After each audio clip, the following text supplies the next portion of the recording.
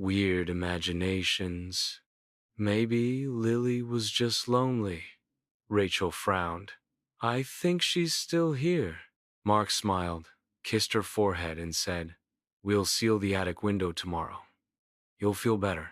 They never got around to it. That night, Rachel set up one of her old motion-triggered cameras in the hallway facing the attic door. The next morning, she reviewed the footage. At 2:37 a.m., the attic door opened slowly. No one came out.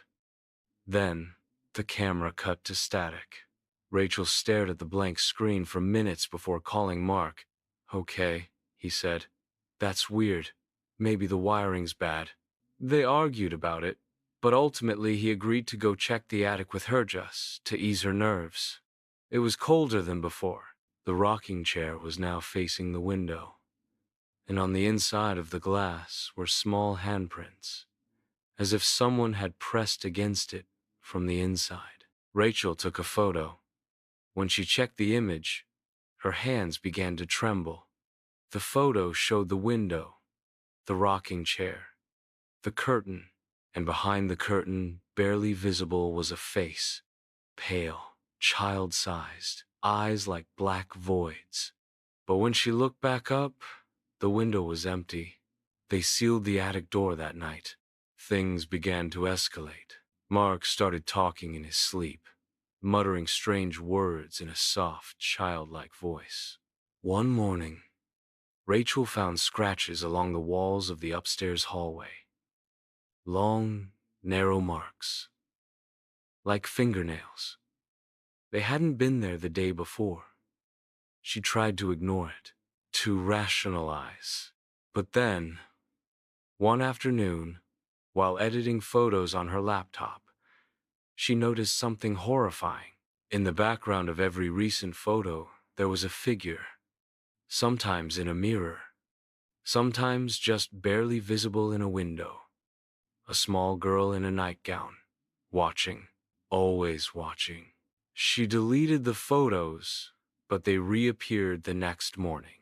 Mark laughed it off. You're scaring yourself, Rach. But she could see it in his eyes. He was scared too.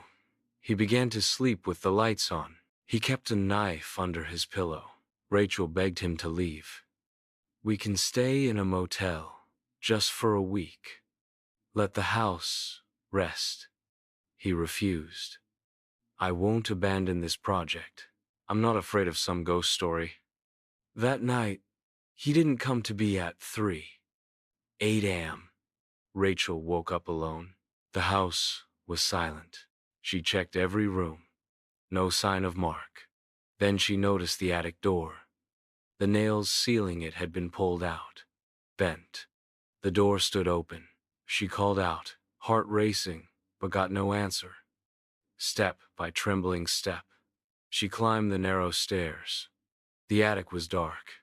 Her flashlight flickered, and then she saw it. Mark, standing by the window, facing away. Mark? She whispered. He didn't move. She stepped closer. Mark, what are you? He turned.